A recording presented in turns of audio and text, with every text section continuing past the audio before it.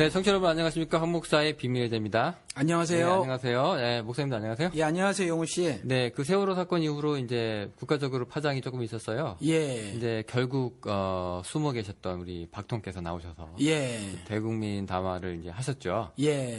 그 전까지는 그래도 한 번도 그런 얘기를 안 했는데 예. 이제 모든 게 내 책임이다라는 얘기를 예. 이제 처음으로 이제 했던 걸로 제가 알고 있습니다. 떠밀려서 했죠. 네, 너무 늦은 감도 좀 있긴 하지만 예, 그 뭐 해야 할 때 사실 진짜 인지상정이라고 처음에 했으면 좋은데 네. 아무래도 그 판세가 유리하게 돌아갈 것 같아 보이지 않았던 것 같아요. 아무래도 보기에 그래요. 그렇지 않으면 진작에 했겠죠. 네. 한 달이나 지나서 말이죠. 그것도 사과문이 아니라 담화문을 발표를 한다고 하고 그랬으니까. 네네네 그렇습니다. 예, 이게 그리고 해경도 해체를 한다고 그렇게 얘기하고요. 그런데 해경 해체하면 독도는 누가 지키죠? 그게 아마 뭐 국가안전청가 뭔가가 또 새로 생긴다고 하는데. 아유 참. 그게 글쎄요. 예. 해경 해체가 유족들에게 위로가 되나요? 그러니까 아니면 사고를 미연에 방지할 수 있는 대책이 되나요? 그게 이제 본질하고 점점 멀어진다라고 사람들이 예. 얘기를 하는데 예. 뭐 수학여행 때 문제 생기면 수학여행을 없애고 예. 해경이 사고를 치면 해경을 없애고 예. 그럼 청와대는 언제 없애냐 막 사람들이 막 그런 말이에요. 댓글도 달고 막 그러는데 이거 웃을 수도 없고 제가 지금 방금 웃었지만 웃을 수도 없고 그래서 뭐 그런 말들을 하더라고요. 저도 뭐 나이가 많지는 않지만 인터넷 용어들을 잘 모르는데 우프다? 뭐 이런 단어도 예. 웃기지만 슬프다. 그렇죠. 이런 건가요? 네. 이게 다 그거예요. 정말 웃음이 나오는데 사실은 기분 좋아 웃는 웃음이 아니라 굉장히 슬프다는 거죠. 네, 사실 그렇습니다. 예. 그리고 또 이번에 그 담화할 때 이제 그 눈물을 흘렸잖아요. 예. 저는 몰랐는데 그 네티즌들이 두 가지를 찾아냈어요. 어떤 거요? 하나는 이제 원래 그 아이라인을 이렇게 그리고 이제 마스카라를 하고 그러는데 예. 이번에는 이제 그런 게 없이 나왔다는 거를 이제 저는 여자 화장을 잘 모르는데 아니 그런 걸 누가 찾아냈어요? 그러게요. 여자 화장까지를? 예. 그 왜 그랬냐니까 눈물 흘릴 준비를 하고 나왔다는 거라는 것 같아요. 그건 좀 지나친 해석이 아닐까요? 혹시? 네. 그러니까 저도 만약에 그게 사실이면 굉장히 예. 꼼꼼한 분이다. 왜냐하면 이게 솔직히 약간 이제 번지면 예. 검은 눈물 나오고 좀 보기 싫잖아요. 예. 근데 그럴지도 몰라요. 사과문이 아니라 담화문이고 한 달이 지난 다음에나 말한 거 보면 뭐 기획 상품이지 않을까 그럴 수도 있어 보여요, 사실. 또 하나 제가 찾아낸 거는 그 눈물을 흘렸는데 예. 그 눈물이 이제 진정성이 없다는 눈물이어서 그게 저는 아무리 그래도 그렇지 뭐 대통령이 연기자도 아닌데 예. 뭐 어떻게 자기가 울고 싶은 타이밍에서 어떻게 정확하게 울 수가 있느냐라고 저는 그렇게만 생각하고 넘겼는데 예. 화면 캡처 봤더니 어떤 사람이 저는 동영상으로 보지는 않았거든요. 예. 캡처만 보고 제가 봤는데 정확히 우는 타이밍 전까지 한 30초 동안을 예. 눈을 이제 한 번도 안 깜빡거렸다는 캡처를 계속 이제 네티즌들이 잡아냈더라고요. 예. 사실인지 모르겠어요. 저는 아니었으면 좋겠지만, 예. 그게 맞다면은 이거 자기적인 거죠. 그렇죠. 만든 상품이죠. 만든 거죠. 그러니까 사람이 왜 눈을 깜빡거리지 않고 오래 견디면 이게 눈이 빨개지면서요. 예. 자연스럽게 눈을 깜빡이게 돼 있죠. 눈물이 사람은. 이제 그걸 참으면 이제 눈물이 보호하려고 이제 흐르게 돼 있는데, 이제 그런 눈물이었다. 라고 지금 이제 사람들이 얘기를 하고 있는. 저는 그런 글은 봤어요. 그 대통령 담화 때 한 번도 얼굴을 클로즈업한 일이 이전에는 없었다는 거죠. 근데 이번에 방송사에서요? 예, 이번에 눈물 흘릴 때 얼굴을 굉장히 클로즈업했다 가까이 이렇게 크게 확대해서 보여줬다. 네. 그래서 그런 걸로 봐서는 이 눈물 연출이 이전에 기획된 것이다, 사실은. 이렇게 말들을 하는 분들은 제가 봤어요. 사실 원래 이렇게 대통령이 울거나 하는 부분에 대해서. 예. 국민들이 뭐 그렇게까지 뭐 폄하하거나 한 적은 없었어요. 지금까지. 예. 그냥 뭐 대통령 슬픈가 보다 정도였지. 그렇죠. 근데 이명박 대통령도 몇 번 청와대에서 울고. 그렇죠. 노무현도 울고 뭐 다 울었는데. 예. 지금처럼 네티즌들이 이제 저거 진짜 눈물일까를 의심할 정도로. 파고들지 않았단 말이죠. 근데 요 전에 아세요? 정몽준 씨? 네, 맞습니다. 아들 문제로 국민 전체를 미개하다고 하고 말이죠. 그 부인이 한 번 더 터뜨리고. 예, 부인마저도 뭐 미개한 거에 동의를 하고 다만 때가 아니다. 서울시장에 나갔으니까 때가 아니라고 그랬던 것 같아요. 근데 이제 그 부분에 대해서 사과를 하면서 눈물을 흘렸는데 그 인터넷에 보니까 몽즙이라고. 아, 예, 예. 예, 즙을 짜낸다고. 예, 진정성이 결여된. 그렇죠. 아무리 눈물을 흘려도 마음이 와닿지 않는 거죠. 네, 글쎄요, 그게 악어의 눈물이라고 얘기를 해야 되나요? 뭐 그런 표현이 있지 않습니까? 예. 예, 근데 분명히 저 사람이 뼛속 깊이 저런 거 아닌 건 다 아는데, 예. 이제 그때 흘리는 그 눈물이라고 하는 게, 예. 그 사람들이 굉장히 냉담하게 받아들일 수 있는 문제 같아요. 영훈 씨, 근데 영훈 씨나 제가 혹시 너무 악해서 저희가 마음이 사람의 삐뚤어져가지고 진정성에 대해서 지금 뭐 잘못 받아들이고 호도하고 뭐 왜곡하고 그런 거 아닌가요? 사람을 나쁜 사람으로 몰아붙이고 있는 건 아닌가요, 혹시? 글쎄요, 뭐 그렇다면 뭐 제가 사실 영상은 보지 않았어요. 예. 예, 영상도 보지 않고 이제 저도 안 봤어요. 그거 예. 보고 싶지도 않더라고요, 저는. 예, 그 네티즌들이 얘기를 한 거 보고 예. 야 이렇게도 얘기하네. 지금 예. 그게 신기한 거죠 지금. 예. 예, 그래서 이제 그런 문제가 이슈로 이제 하나 떠올랐었고요. 예. 왜 이승만 영화 만든다고 예. 노무현 영화 우리 그때 1,000만 넘고 대박을 쳤었는데. 아, 옛날 얘기 하시네. 서세원 씨? 네. 네, 거기에 맞서서 이제 나도 그러면 이승만을 만들겠다. 예, 폭행 예. 문제로 걸려 들어갔죠. 최근에 이제 폭행 사건에 또 휘말리시고 여기 목회 접은 건 저희가 알고 있었지만은. 예, 아니 접은 것도 아니라고 나중에 발표를 했어요. 그래요? 접은 게 아니다, 이사 간 거다. 그리고 절대로 교회는 벌써 문 닫았다는데. 이사 갔대요. 이사 간 거래요. 강북으로. 강북 강북으로? 어디로 이사 갔고. 강남 압구정이 있었나요? 어디 있었나요? 뭐 모르겠어요. 하여튼 좋은 동네 있었는데 네. 어디로 이사 간 거고 그건 절대로 자금 문제 때문이 아니다. 이렇게 얘기를 하고. 제가 서세원 씨가 목사가 됐다 그래서 동영상을 사실은 이전에 몇 개를 이렇게 찾아봤었어요. 방언하는 것도 그렇고.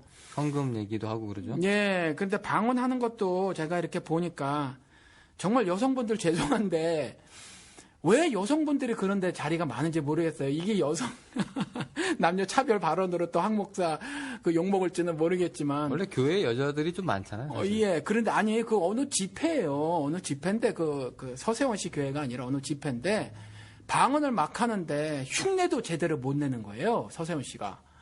그냥 다다다다다다다 바바바바바 막 이러는데 그거 보통 다른 사람들은 그거보다 좀 세련되게 방언같이 하거든요. 근데 이제 그것도 못 하는데 막 안수하면서 다니는 장면이 있었어요. 근데 거기에 머리를 그대로 대는 분들이 이제 여성분들이어서 아유 제가 마음이 이런 발언하면 또 남녀 차별하고 왜 뭐 그렇게 황 목사 말하냐 그럴지 모르겠지만 이상하게 그 이단들이나 그렇죠 신천지도 그 아멘 하는 거 보면 절대 다수가 앉아 있는 사람들 보면 여성들이라는 거죠.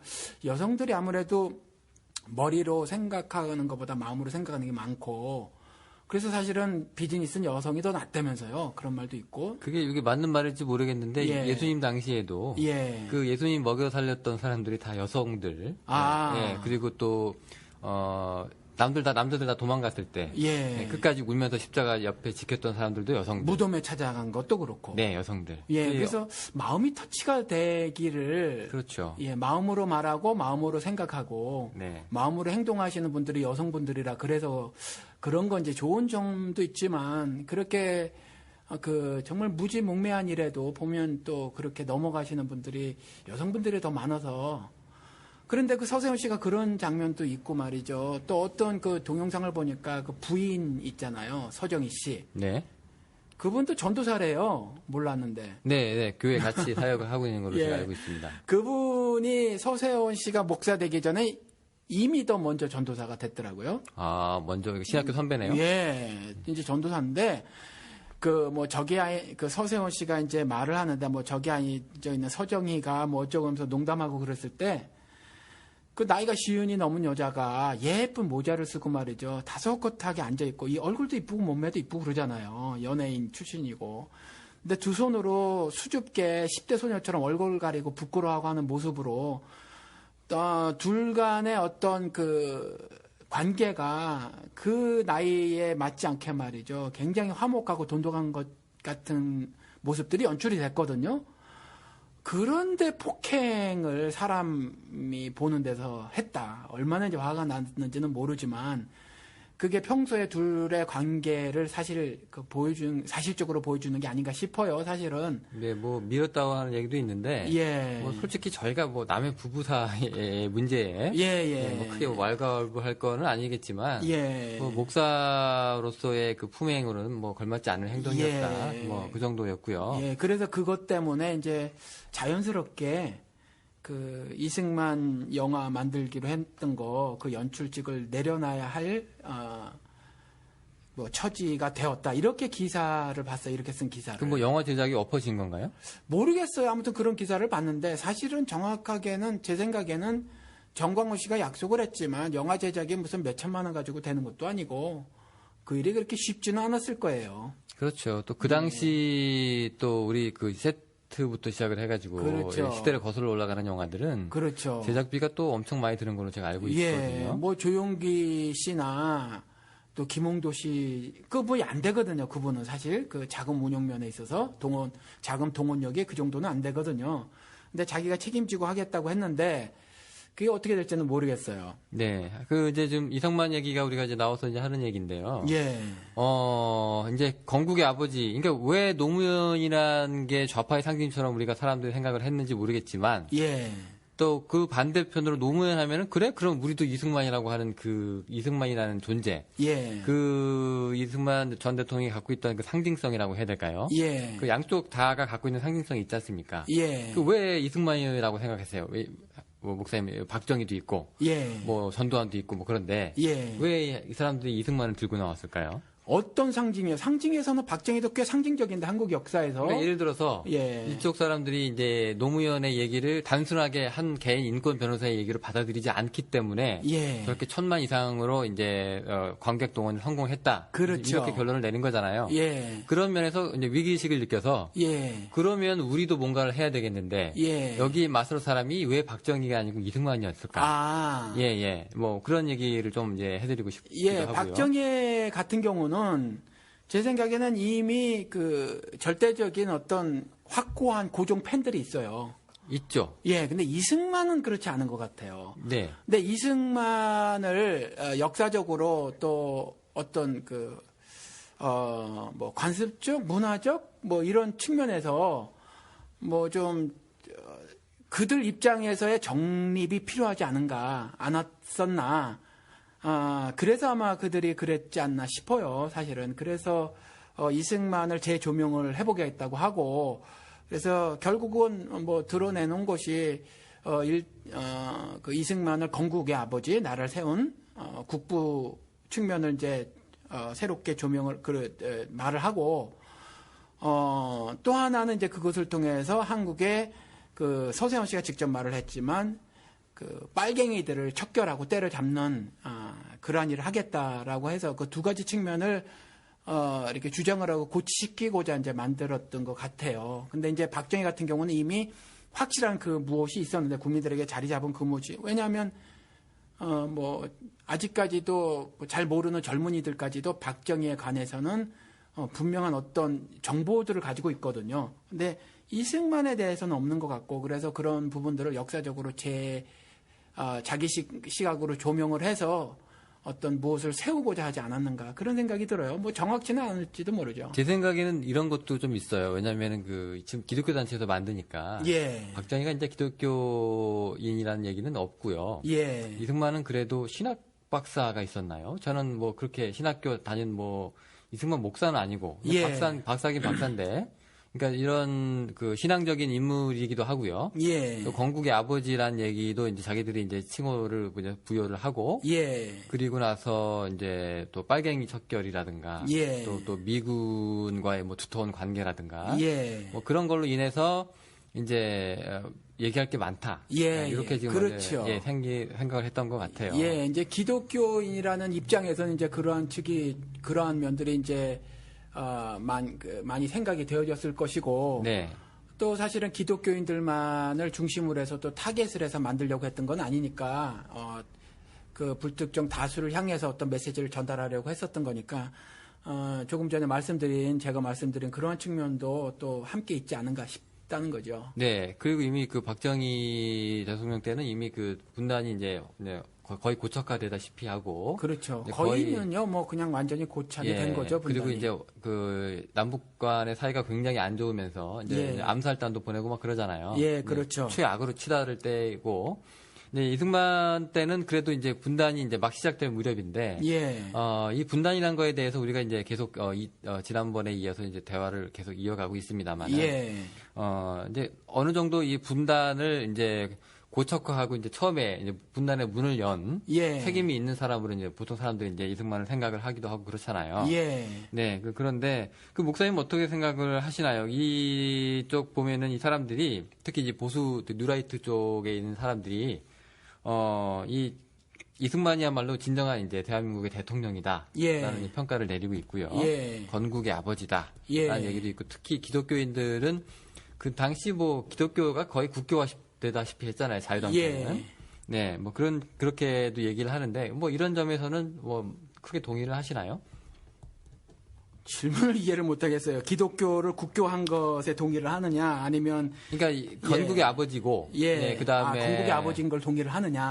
건국의 아버지고, 그다음에 뭐 분단 문제에 대해서 이제 깔끔하게 우리 지난번에 얘기한 것처럼 이제 북한과 이제 깔끔하게 갈라서면서 아예 그냥 나만의 이제 기독교를 지켜낸 사람으로서 뭐 이렇게 영적인 의미도 부여하고 그때 우리 지난번에 얘기했지만 이제 그래서 이제 분단이 하나님의 뜻이었다라고 하는 그 엄청난 무시무시한 이제 결론도 우리가 봤잖아요. 이런 거에 대해서 이제 목사님이 이제 동의를 좀 하시는지.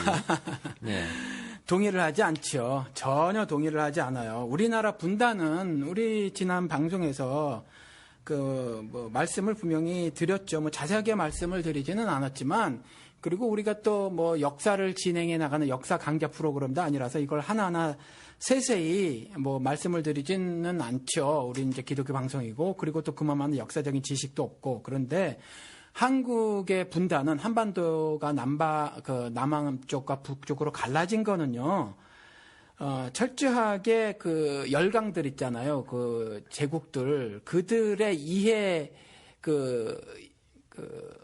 뭐라 그래야 하나요? 그 영토 확장 그런 어떤, 문제를 가지고 다툼을 벌이는 가운데에 그들이 적당히 타협을 해서 만든 어떤 산물이에요. 그러니까, 예를 들어서 소련이 유럽에서 이제 방송에서 말씀을 드렸는지 모르겠지만은 독일이 소련을 쳐들어갔다가 실패를 했어요.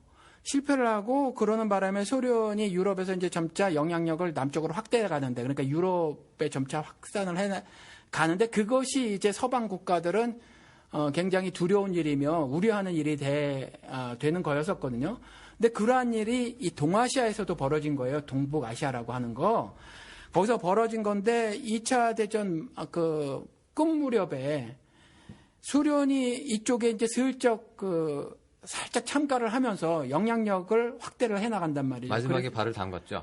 마지막에 이제 발을 담궜죠. 담궜는데 사실 그때 당시만 해도 영국과 프랑스가 그 동북아시아에서는 절대적인 영향을 막 행사할 수 있었던 그런 것들은 아니었다라고 역사가들이 기록을 해요. 그럼에도 여전히 그렇기는 하지만, 그랬을 때 이제 미국이 가장 중심 국가였는데 미국하고 소련하고 사실 적당히 타협을 했어요. 적당히 타협을 했는데, 사실 우리 방송에서 한번 말씀을 드렸지만 미국하고 일본하고는 처음에는 적대적이지 않았었다는 거죠. 적대적이지 않아서 사실은 테프트 회의라는 거, 자기들은 미국에서는 그것이 법적인 효력을 강제한 어떤 그런 회의는 아니었다 이렇게 말을 하지만, 서로 회의에서 합의를 한 것이 그거였단 말이죠. 미국 우리가 필리핀 먹을게, 일본 너희들은 조선 먹어, 이거 합의한 거거든요. 그 테프트 회의가. 그랬었을 때에 그런 거랑 동일하게 이제 남북 소련의 영향이 점차 아시아에서 영향력이 확대되고 그랬었는데, 그것을 싸그리 무시할 수 없었단 말이죠. 이쪽 서구 쪽에서, 이제 미국을 대표로 하는 쪽에서. 그래서 적당히 갈랐어요. 적당히 갈라서 공산주의자인 김일성을 소련이 북한에다가 정권을 세운 거고, 남쪽에다가는 미국이 메가더에게 친서를 보내서, 그렇죠? 친서를 보내서 갑작스럽게 반공주의자가 된, 이승만을 미 제국이 이승만을 통해서 정권을 세운 거죠. 그거의 산물인 거지. 무슨 뭐 우리나라가 어떤 뭐 특별한 어떤 사고들이 인민들 사이에서 형성이 되져 가지고 뭐 우리가 이승만을 선출해서 말이죠. 뭐 어떤 국가를 새로 뭐 만들거나 아니면 왕조 킹덤이라고 했죠. 왕조라고 할 수는 없고 이런 어떤 우리는 계속 있었잖아요. 이름만 바꾼 어떤 그 있었는데 그런 나라의 탄생이 아니라는 거죠. 이건 그냥 열강들의 다툼의 끝에서 나온 어떤 산물이다 이런 거죠. 그렇습니다. 이게 불쌍하게도 이제 우리 민족이 예. 그러니까 우리 그 당시 조상들이 우리 민족 땅이 이제 분열되는 것도 우리 주체로 할 수가 없었다는 얘기죠. 예, 우리의 의미대로 이제 결정된 것도 아니고, 예. 야 우리 쟤들이랑 도저히 못 살겠다. 예. 우리가 그냥 니네들이랑 이제 갈라서겠다라고 예. 하는 그런 이제 내적인 이혼이 아니라, 예. 갑자기 그냥 이웃집에서 와가지고, 그렇죠. 너네 이제부터 별거야. 예. 하고 이제 안방에다가 이제 딱 금을 긋고, 예, 그렇게 돼가지고 하는데 아주 그런 면에서도 좀 주도권을 갖지 못하고 제외가 됐어요. 예. 야, 니네 왜 이러냐, 우리 땅인데? 라고 예. 한마디도 못했다는 거죠. 예, 그 미 군정이 우리 역사에서 사실 은근히 지워버린 역사가 미 군정 3년인데 말이죠. 그때 미 군정이 처음에 그 군정 시작했을 때 일종의 여론조사 같은 거를 했어요. 기록을 보면, 역사 기록을 보면. 그때 90% 정도가 사실은 뭐 이념적으로, 학술적으로, 그 다음에 사상적으로 확실한 어떤 생각들이 정립돼서 그렇게 답을 하지는 않았겠지만 90%가 공산주의 혹은 사회주의를 지지한다라고 답을 했단 말이죠. 미군정에서 놀랄 만한 어떤 사실을 알게 된 거예요. 그러면서 더더욱 반공 정권을 세워야 되겠다 이런 생각을 가졌어요. 그래서 강제적으로 사실은 이제 어떤 그 제국들의 회의를 막 여러 개 했잖아요. 뭐 별의별 회의를 국제적으로 다 했잖아요. 그런 회의 끝에 이제 결정을 한 것이 남북한을 요렇게 저렇게 가르고 그래서 각각의 이제 북한 같은 경우는 요렇게 정권을 세우고 남한 요렇게 정권을 세워서 세워진 것이 사실 남한이라는 거죠. 네, 근데 그게 아픔의 역사잖아요. 이 그렇죠. 분단이라는 게 예. 결코 이제 있어서는 안 되는 역사였는데, 예. 이제 지난번에 우리가 짚었던 것이 이거를 기독교적으로 오히려 옹호를 하고 있는 사람들이 나타났다는 것을 이제 지적을 한번 한 적이 있었습니다. 예. 예, 그냥 옹호뿐만이 아니라 이게 그냥 하나님의 뜻이야. 예. 위에는 이미 하나님께서 이제 지키지 못했지만, 예. 그냥 버려두셨고, 예. 남쪽 기독교만이라도 하나님의 손길로 예. 분단이라는 뭐 베리어로 장애 예. 뭐라고 해야 되나? 예. 죄송합니다. 경계 뭐 이렇게 해야 되나? 뭐 예. 하여튼 뭐 그렇게 이제 예, 벽을 예. 세워서 예. 이제 방파제 노릇을 해서 이제 지켰다. 예. 라고 했을 때 그때 목사님께서 이제 그렇게 제가 얘기를 했더니 이제 목사님이 그러면은 한국에 있는 이 자본주의에 찌들어든 이 기독교는 예. 도대체 그러면 하나님께서 그렇죠. 안 그렇게 지키시고 말을 뭐 하고 있는 거냐? 예. 이렇게 된 거니까 이게 그냥 남해나 땅 파이를 자기들끼리 이제 38선이라고 하는 의미의 선으로 이제 마음대로 나눠 가지고 먹고 있는 거를 가지고 예. 오히려 그걸 옹호하고 예. 그리고 이제 기독교 현실을 바로 보지 못하고 오히려 거기에 저희가 이제 더욱더 적극적으로 나서서 예. 그거 맞다. 예. 그거 하나님 뜻 맞다라고 얘기하는 거는 예. 그 옛날 그 나치에 협력했던 그 기독교 제가 지금 생각이 나는데요. 예. 지금 제가 책을 한 권 들고 있습니다. 여기 우리 예, 저기 그러네요. 안양신대학교 추태하 교수가 쓴 건데 예. 이게 지금 권력과 신앙이라는 책인데요. 예. 여기 앞에 보니까 이 책이 그 사진이 있는데 이게 조금 앞면에 있는 사진은 히틀러하고 예. 이게 누구죠? 이게 이 당시 그 교회 목사 밀러 목사라고 있어요. 네. 그 유명한 사진인데 네. 예, 그 책 앞면에 있군요. 둘이 이제 악수를 하고 있어요. 그죠? 예. 요거 진짜 요거 자체가 보여주고 있는 게 예. 야, 이거는 마치 뭐라고 해야 될까요? 그 옛날에 콘스탄틴 거하고 기독교라고 해야 될까요? 그런 모습을 거죠. 보고 있는 예. 도무지 어울리지도 않는 두 사람이 손을 잡고 있다고 하는 거예요. 그러니까 일종의 저 밀러 목사는 이런 거랑 비슷해요. 한기총의 제일 높은 사람 총재라고 하나요? 뭐라고 하죠? 한기총 회장? 예, 회장이죠. 예, 그런 사람이죠. 예, 그 사람이 웃으면서 이제 히틀러의 손을 잡고 있다고 하는 거, 요 사진 하나라도 다 보여주는 거잖아요. 예, 이런 것들이 있고, 그 뒷면에 보면 이 책이 보니까, 예. 이 사람은 또 누굽니까? 이 교황청 사람 같은데. 교황청 대사. 네. 이 사람이 이제 그러니까 제가 볼 때 그냥 나치에 이제 침묵했다 교회가 저는 그 정도까지만 알고 있었는데 이 책은 거기서 좀 더 나아가서 사실은 캐톨릭의 그 의사를 전달하는 그 대사하고 그 히틀러의 그 의견을 그 뜻을 가지고 있는 그 대사하고 만나서 또 어떤 서약 같은 걸 하죠. 네. 그 했는데 이게 지금 보니까 이런 관계들이 그냥 교회가 그냥 눈 감아주는 자체가 아니라요. 아예 그냥 분단신학 그거 분단한 거 그거 하나님 뜻이야라고 한 것처럼 히틀러도 하나님이 세우신 사람처럼 그리고 아무런 거기에 대해서 제재라든가 뭐 예언자적 발언을 한다거나 하는 거 없었고요. 저항도 물론 저기 보네포 목사가 있긴 하지만 독일 기독교 전체가 그냥 침묵하고 옹호했던 뭐 침묵 자체가 그 당시에 옹호였으니까요.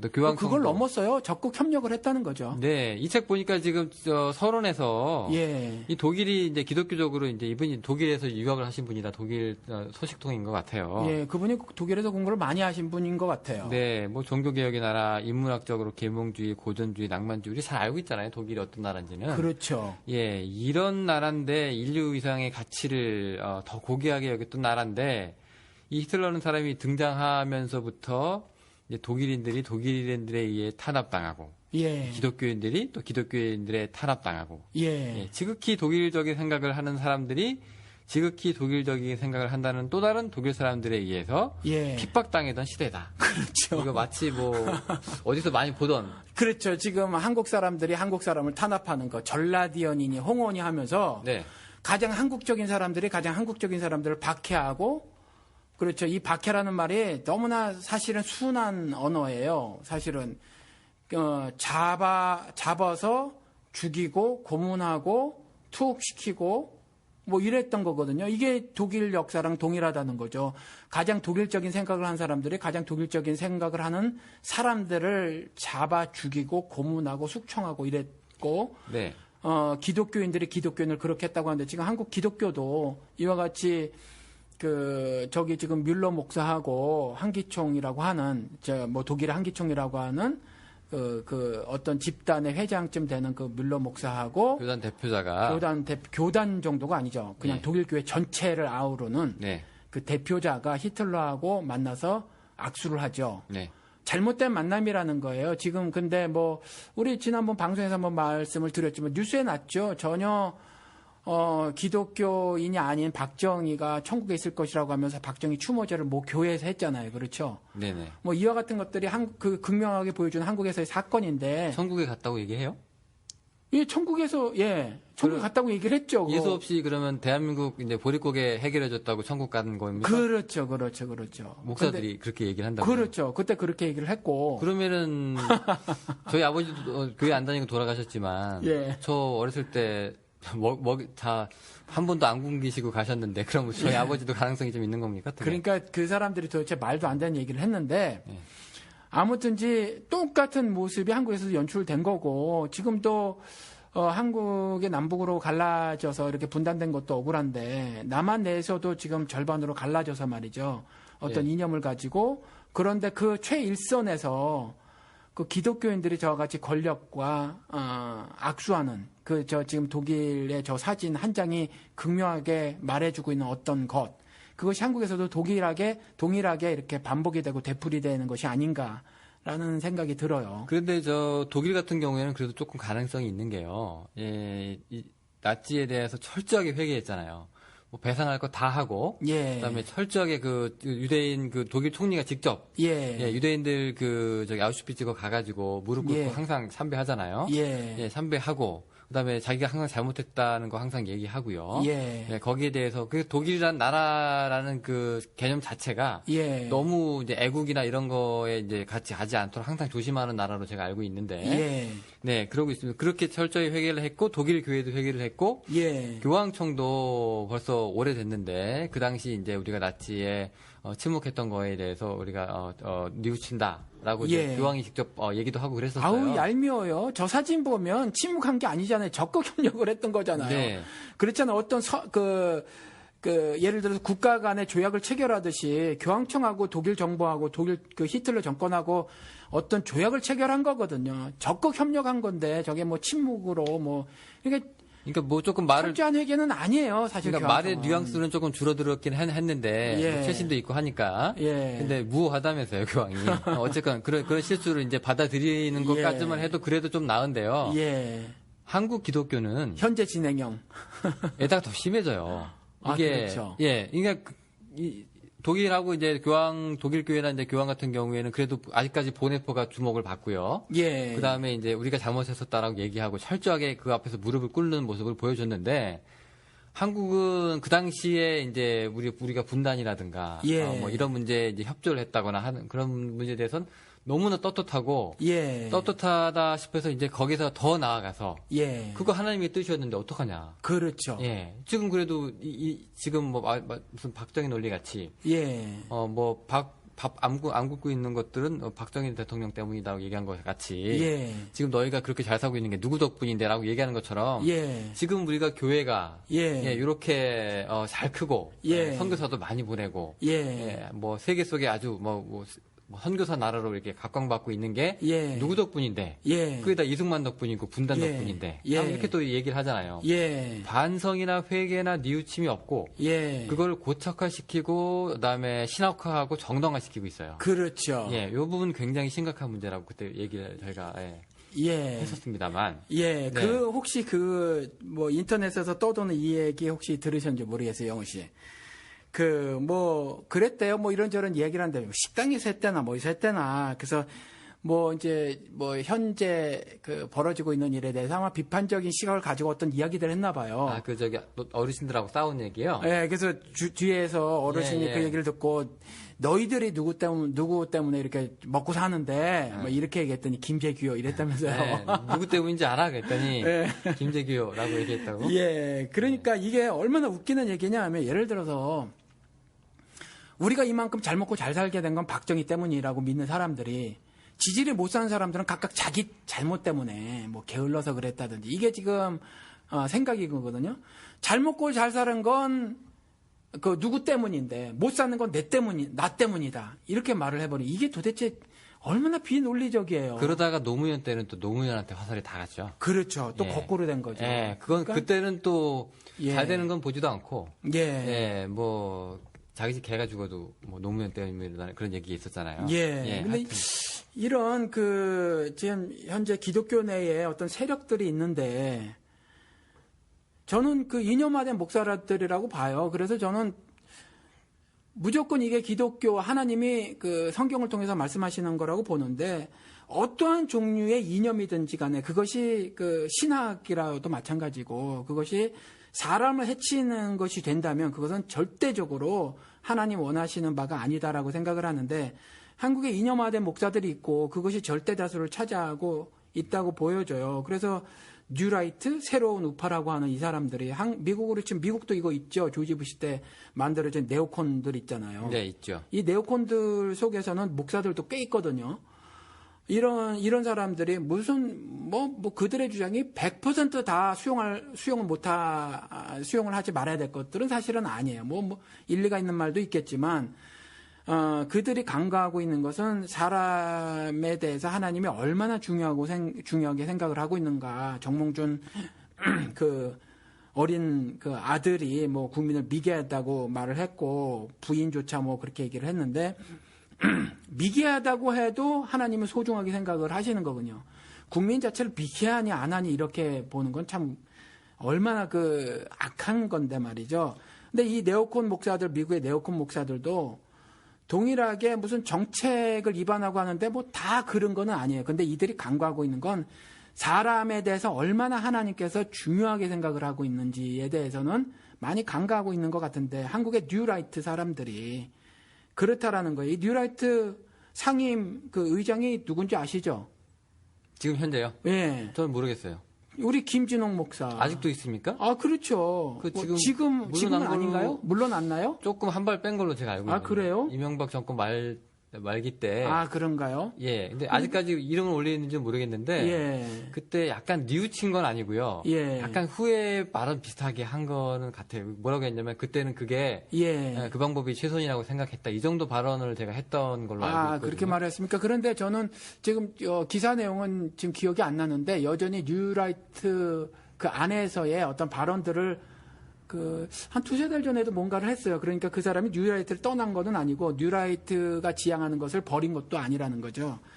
그다음부터 뭐 뉴라이트 뭐 우리 김진욱 목사 있고 그다음에 뭐예요? 뭐 강정에 빨갱이 잡으러 가자. 우리가 뭐 10만 원인가 8만 원인가 여비 대줄게 했던 그 목사 이름이 뭐죠? 서경석 목사요. 예. 이분, 그 사람. 예, 이분 얼마 전에 보니까 인터넷, 구글에 쳐보시면. 예. 들어 누워있는 거 나옵니다. 사진이요? 저도 봤어요. 네. 왜 들어 누워 있었냐? 그거, 자기 교회 철거된다는 것 때문에 그런 걸로 제가 알고 있는데. 예. 예. 그래서 뭐, 그 문제 때문에 시위한다고. 예. 옛날에 용산 때 시위하는 사람들은. 이제 빨갱이라고 그러고. 예. 자기 시위는 빨갱이가 아닌 거거든요. 그렇죠. 원래 남이 하면. 물론 자기는 로맨스. 아무튼 이와 같이 이념화된 목사들이 있는데 안타깝게도 또 이전에 문제가 됐던 샘물교회 그 목사도 여전히 동일하게 뉴라이트의 이름을 걸어두고 계신 분이라는 거죠. 이와 같이 이념화된 목사들인데 이렇게 적극적인 활동을 하시는 분들도 있지만 적극적인 활동을 하지 않으면서도 여전히 이와 같이 미국으로 치면 네오콘 그리고 한국으로 치면 뉴라이트의 생각에 적극 동조하시는 활동은 그렇게 적극적으로 하지 않더라도 그와 같은 이념화된 목사들이 한국 기독교의 절대 다수가 아닌가 싶은데 미국에도 예를 들어서 굉장히 인기 있고 대형교회 목사가 된 사람이 한 사람이 있어요. 갑자기 이름이 유진소 목사라고 있거든요. 유진소 목사. 교회 이름이 좀 정확히 생각이 안 나서 잘 생각이 안 나는데 한국의 유명한 교회 이름하고 똑같아요. 근데 아무튼 유진소 목사라고 했는데 이분 같은 경우도 김대중이가 빨갱이라느니 제가 젊었을 때 그분 뭐 직접 교류는 아니지만 만나서 뭐 젊었을 때부터 30대부터 워낙 달변이었어요. 그래서 사람 끌어모으는데 아주 천재적인 어떤 모습을 보였던 사람이거든요. 그리고 지금도 아마 말 잘하는 것으로 치면 둘째가라 뭐 서러울 정도로 그렇게 달변인데다가 리더십도 있는 그 목사인데 이 목사 역시도 여전히 굉장히 이념화된 사람이고 그것이 채 드러나지 않는다고 하더라도 그의 설교 가르침 이런 것들에는 그것이 녹아져 있는 사람이다. 근데 이런 사람들이 서구 제국들의 팽창 야역의 최일선에서 활동했던 이전에 어떤 우리 지난 방송에서 말씀드린 것처럼 선교사들이 있었단 말이죠. 물론 선교사들이 다 그런 건 아니지만 그와 같은 어떤 모습들을 취하고 스탠스를 유지했던 것들도 부정할 수 없는 역사거든요. 그와 같이 현재 한국 기독교에서 이와 같이 어떤 이념화된 이념으로다가 통치하려고 하는 정권들의 통치 철학에 또 방식의 최일선에서 어떤 그 일을 이뤄나가는데 한 몫을 하고 있는 목사들이 있는데 지금 제가 거명한 목사들이 바로 그런 목사들이고 이것은 한국을 막 분열시키고 분단을 고착화시키는 데에 어떤 큰 영향을 미치는 행동이고 또 그런 행동을 하는 목사들이다라는 거죠. 이분들이 공통적으로 생각을 하는 게 이제 이승만에 대한 이제 긍정적인 평가. 그렇죠. 그다음에 대한민국의 건국을 이제 이승만의 이제 정부 수립과 같이 이제 맞춰서 하는 그런 거 하고 그다음에 또 민주주의 시작으로 이제 생각을 하잖아요. 이승만을. 뭐 거기에 대해서는 동의는 하십니까? 뭐 그 전까지는 민주주의가 없었는데 이승만이 이제 남한 정부가 수립되면서 이제 민주주의가 비로소 이제 생겼다라고 하는 분들이 있거든요. 조선시대에는 뭐 민주주의는 아니었습니다만은. 과도기 때가 있었잖아요. 우리 임시정부도 있었고요. 그 다음에 뭐 여러 가지 있었는데, 목사님께서는 여기에 대해서 동의를 좀 하시는지 모르겠네요. 안 하죠. 당연히. 우리 영우 씨 아시잖아요. 이승만이 민주주의를 할 의도가 처음부터 없었어요. 그러니까 내내 독재를 했고, 결국 국민들의 손에 의해서 쫓겨났잖아요. 그래서 한반도에서 영원히 쫓겨났거든요. 그렇잖아요. 아시잖아요. 그리고 4.4.5입이라는 정말 인류 역사에 듣도 보도 못한 이상한 행동을 해가지고 정권을 계속 자기가 잡고자 했던 그런 독재자인데 그 사람의 대통령으로 있었을 그 시간 내내 민주주의는 조금도 실현이 되지 않았었거든요. 그런데 그 사람이 무슨 민주주의, 그 사람을 통해서 민주주의가 한반도에 시작이 됐고 정착이 됐다고 말을 할 수 있겠어요. 그러니까 말이 안 되는 거죠. 자, 그럼 이제 콩깍지를 조금 벗겨놔야 되겠습니다. 우리가 이제 장로니까 장로 대통령 뽑자는 것과 똑같이. 그렇죠. 이제 이 이승만이라고 하는 사람이 이제 우리 기독교적인 이제 스탠스를 좀 취했다고 해서. 예. 이제 교회들이 이제 이 사람을 이제 지나치게 이제 미워한다거나. 예. 그다음에 뭐 기독교를 국교화처럼 이제 하려고 했던 그 노력을 되게 뭐 높이 산다거나, 예. 뭐 이승만의 했던 뭐 그런 비리라든가, 예. 그다음에 이런 뭐 민주주의 반민주주의적인 그런 그 민주주의를 역행하는, 예. 그런 이제 스탠스에 대해서 우리가 이제 좀 딴지를 걸 때가 된 것 같다라고 생각을 하는데, 예. 다 이게 분단하고 다 엮여져 있는 거잖아요. 예. 그런데 그러니까 문제는 우리 그런 생각이 있다는 거죠. 주여 주여 하는 자마다 다 천국에 갈 것이 아니라고 분명히 말씀을 하고 계신데, 그저 기독교 이름만 내걸면. 그리고 하나님 이름만 팔면 그냥 전폭적으로 지지하는 모습들이 있는데 그게 잘못된다는 거죠. 이승만이 기독교인이냐 아니냐가 문제가 아니라 그 사람이 하나님을 신앙하는 사람이냐 아니냐가 중요한 거예요. 그래서 주여 삼창하시겠습니다. 주로 은사주의교회에서 그런 거 있잖아요. 주여 주여 이거 하잖아요.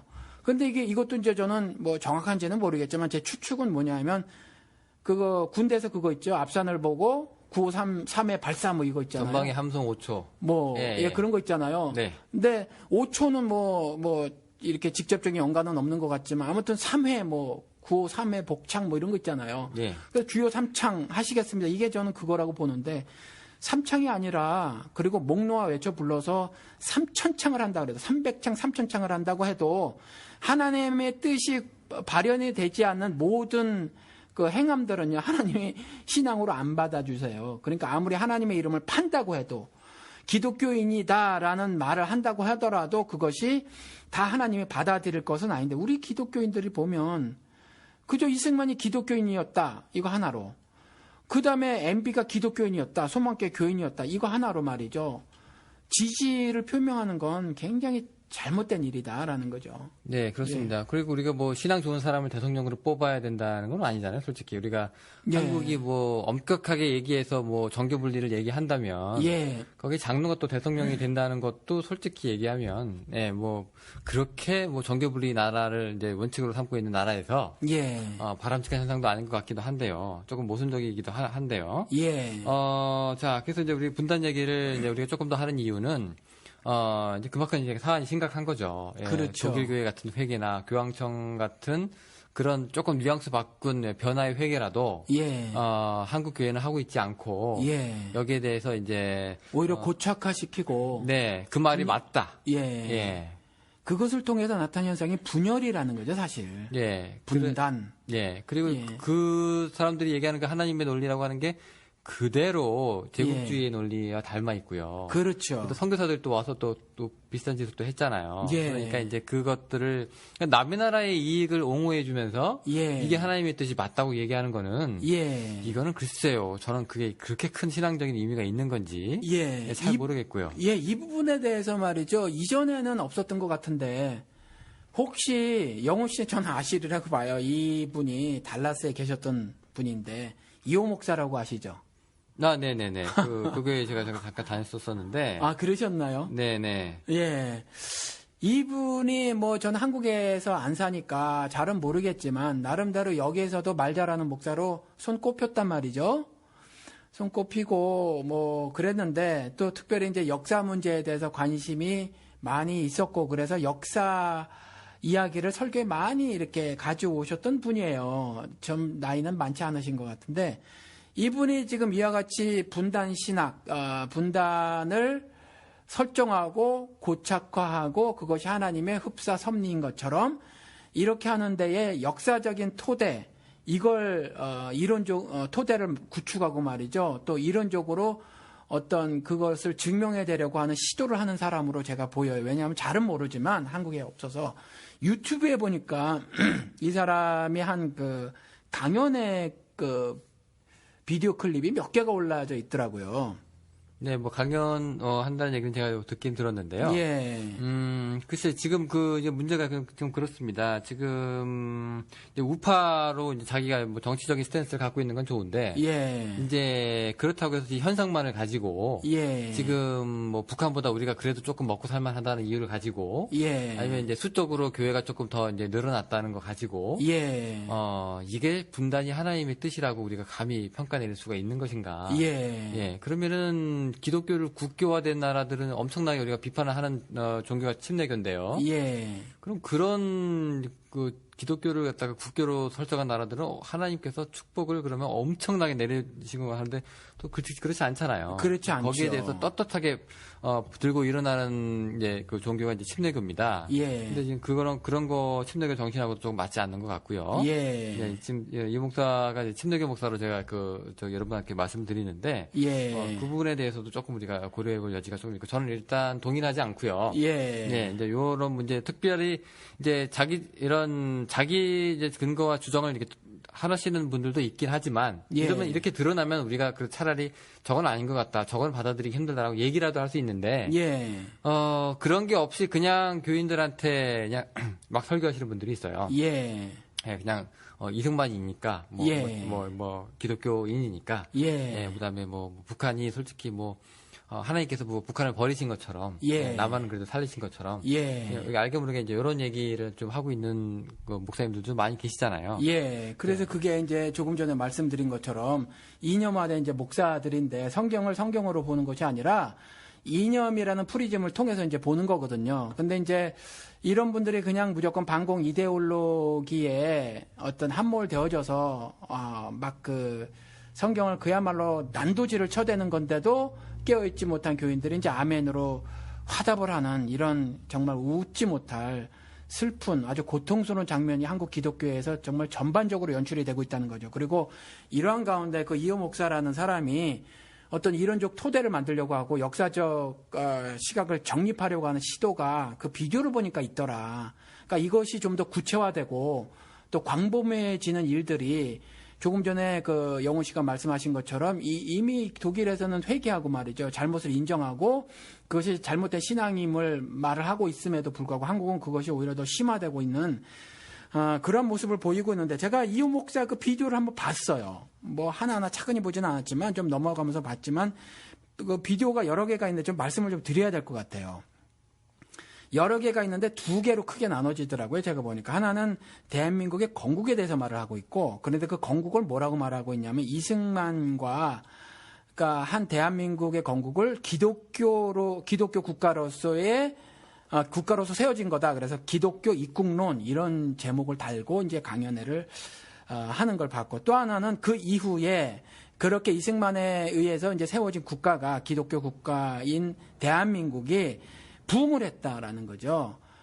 양적으로 정신적으로 부흥이 했는데 뭐 예를 들기로 뭐 한경직 목사 얘기도 들고 그래요. 그러니까 한경직 목사는 지금도 정신적 지도자로 이렇게 총을 받고 있잖아요. 그리고 조영규 목사 같은 경우는 이제 한국 교회를 수적으로 엄청나게 부흥시킨 사람으로 또 이렇게 대표적인 인물로 꼽혀지고 있는데 뭐 이와 같은 것들을 하나님 섭리의 발현으로 이제 이 사람이 그 비디오에서 강연에서 말을 하고 있다라는 거죠. 근데 이런 부분, 이런 시도들이 저는 개인적으로 사탄이 하는 일이다라고 생각이 들어요. 그래서 이런 것들을 좀 비판을 좀 해야 하지 않는가, 성경적으로 비판을 해야 하지 않는가라는 생각이 든다는 거죠. 그래서 제가 한번 비판을 좀 해보겠는데 말씀을 드린 것처럼 비난과 비방이 아니라는 거죠. criticize라고 하는 거, 비판이라는 걸 하겠다는 건데 말씀을 좀 드리도록 해보겠습니다. 그 역사 강연에서 말이죠. 한국이 재헌국회가 48년 5월 12일에 열렸는데 뭐 이 장면을 스케치하겠다고 하면서 말이죠. 어떤 한 사진을 보여주는데 그게 재헌국회 사진에 이제 이승만이 연설하는 사진이란 말이죠. 거기서 국회 연설에서 이승만이 이렇게 연설을 했다. 그러면서 그게 뭐 국회 도서관에 가보면은 그게 제일 처음에 첫 번째 기록으로 되어져 있으며 그것을 막 의미화하던데 의미하는 게 할 의미가 할 필요가 전혀 없어요. 왜냐하면 그게 첫 번째 기록이기 때문에 첫 번째 있는 거지. 첫 번째 있다고 해서 특별한 의미가 아니라는 거죠.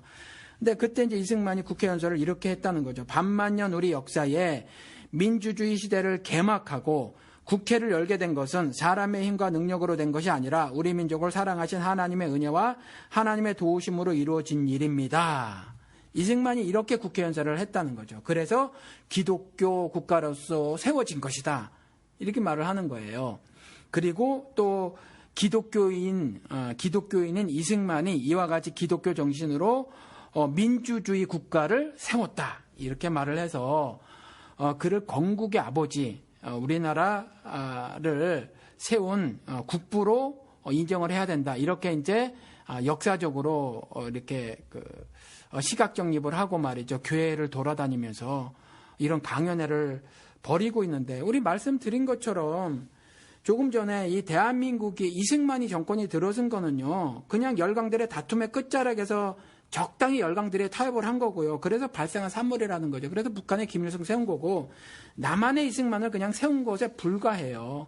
그러니까 소련과 미국의 앞잡이들이 그냥 예를 들어서 그 열강들이 한반도에서의 영향력 유지를 위해서 세웠는데 그 세워진 사람들이라는 거죠. 그래서 이승만이란 사람을 하나님께서 남한을 기독교 국가로 세우시기 위해서 이승만이란 지도자를 딱 세우신 것이다. 이게 아니에요. 이게 결코 그렇지를 않아요. 그 이후에 이 역사적으로 말을 하면 너무 길으니까 좀 그렇긴 한데, 여러 책들을 보면 그 정권들이 얼마나 기독교를 통한 자신들의 어떤 통치를 하기 위해서 말이죠. 어떤 전략을 세우고 정책들을 만들고 했을 때 기독교를 이용했는가를 알 수 있는데, 우리 조금 전에 말한 그 권력과 신앙에서 나온 것처럼 말이죠. 우리나라 역사를 보면 이건 우리가 동의한단 말이죠. 하나하나 파헤쳐 들지 않더라도, 예를 들어서 우리 광주 대학살 사건 때 누가 누구를 죽였냔 말이에요. 우리가 우리를 죽였거든요. 그러니까 가장 독일적인 사고를 하는 사람들이 가장 독일적인 사고를 하는 사람들을 박해했거든요. 박해가 순화된 언어지만 사실은 잡아 가두고 말이죠. 고문하고 숙청하고 심지어 죽여버리는 일을 한 건데, 대한민국도 가장 대한민국적인 사람들, 우리가 보통 혈통을 강조를 해요. 순수 단일 민족이라고 하고 그런 사람들이 가장 한국적인 사람들을 박해하는 것, 즉 죽이고 고문하고 살상하고 하는 그러한 일들을 벌인 일들이 한국 역사에 계속 있어 왔는데, 이러한 일들을 무슨 민주주의를 이승만이가 흡사 대한민국의 인민들, 절대 다수의 국민들의 지지를 받아 세운 것처럼 이렇게 역사를 왜곡하고 말이죠. 그리고 기독교 정신을 확립시킨 것처럼 말을 하는데, 사실은 이들 정권들을 통해서는 말이죠. 이와 같이 하나님이 원수된 자까지 사랑하는 이와 같은 기독교 정신이 절대로 구현이 되거나 성취되지 않았다라는 거죠.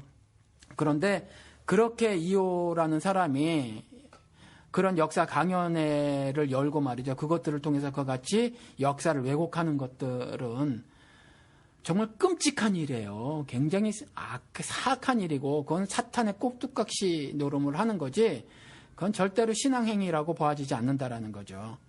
자, 그리고 지난번에도 저희가 이제 목사부터 질문을 드렸는데, 이 기독교하고 이제 공산주의하고 결코 이제 같이 서지는 못하는 거잖아요. 그게 유물론에 입각하기 때문에, 신앙적으로 당연히 이제 공산주의 나라에서 이제 탄압을 받을 수밖에 없는데, 이제 그런 의미에서 그때 드렸던 질문 중에 하나가 이런 거였었어요. 그런 의미에서 보면은 그래도 교회의 명맥이라도 유지하고 있는 게 어떻게 보면은 이호 목사의 그 관점이 맞을 수도 있는 거 아니냐, 그런 얘기를 하긴 했었거든요. 그 부분에 대해서 그때 목사님께서 말씀하셨는지 기억이 안 나는데, 그 부분에 대해서는 어떻게 그것까지는 인정하신다고 했던 것 같기도 하고요.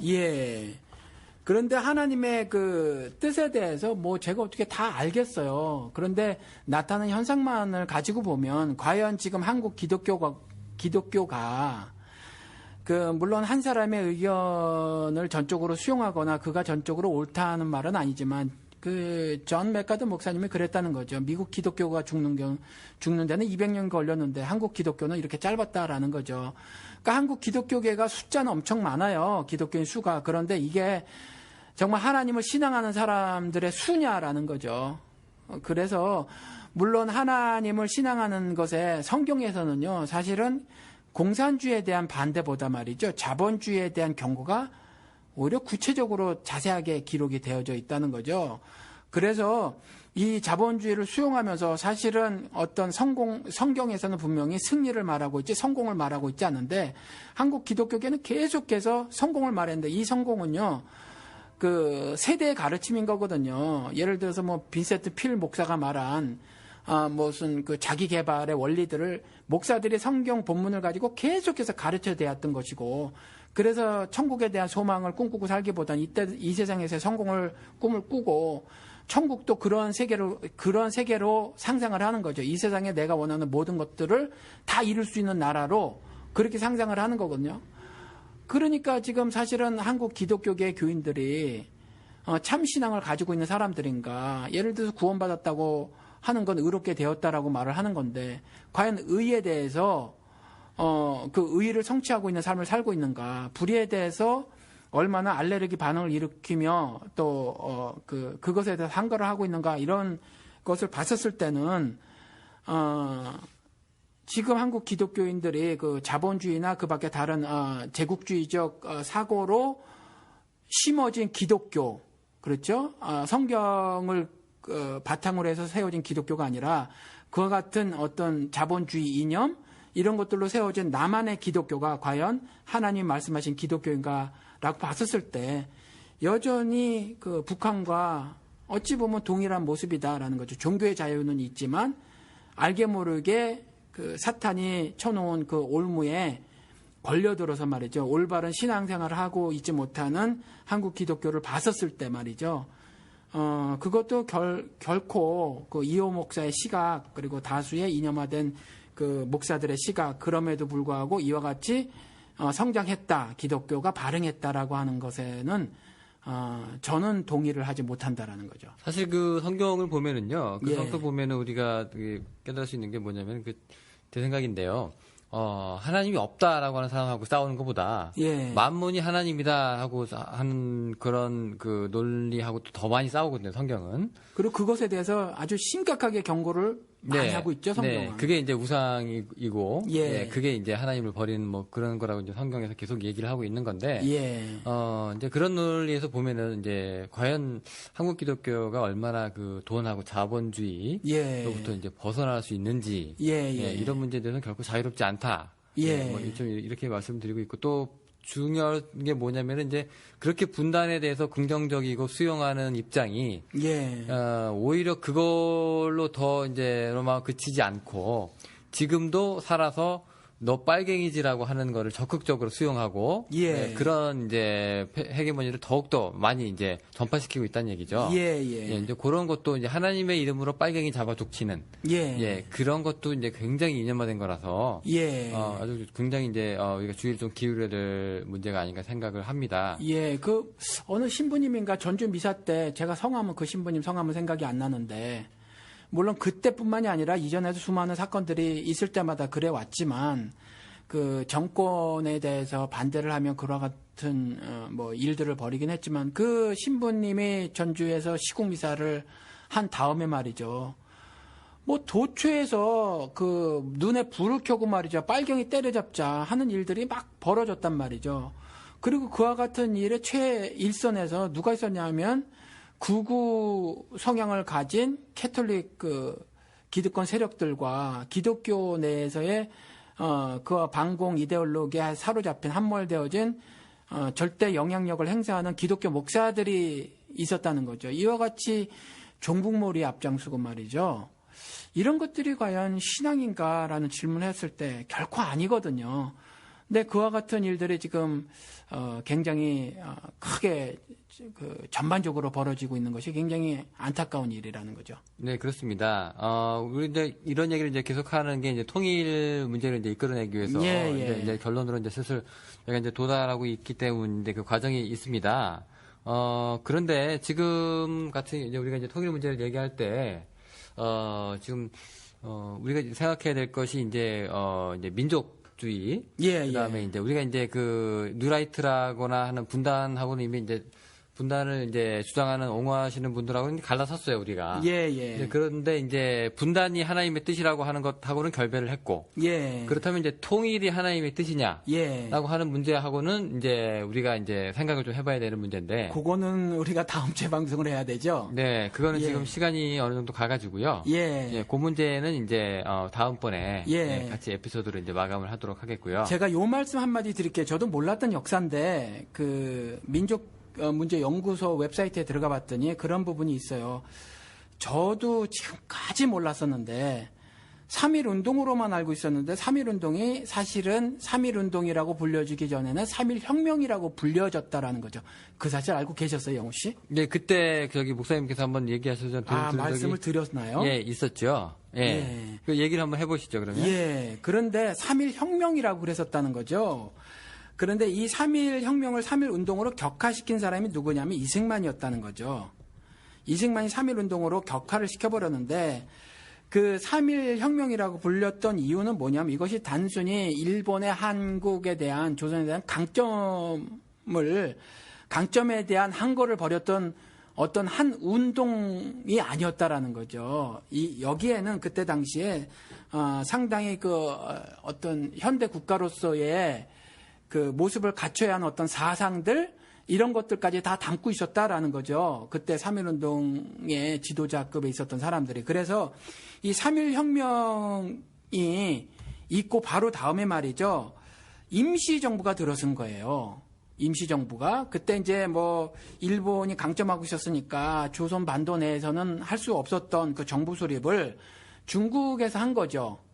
그러니까 3.1 혁명이 정부를 현대 국가가 갖춰야 할 어떤 그 정부 조직을 갖추게 만들었었다라는 거예요. 그리고 또 하나 이때 이제 임시 헌법도 제정을 했다라는 거죠.